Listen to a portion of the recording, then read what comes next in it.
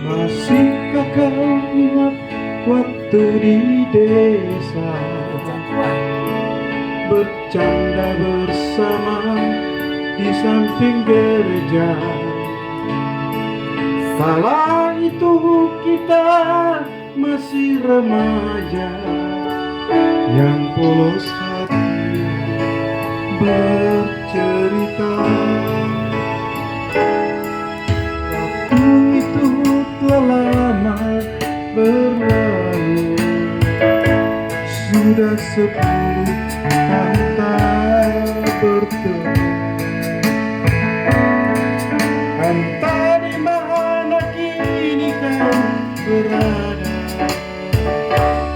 tak tahu di mana rimbanya. Hanya satu yang tak terlupakan, kala senja di gereja tua.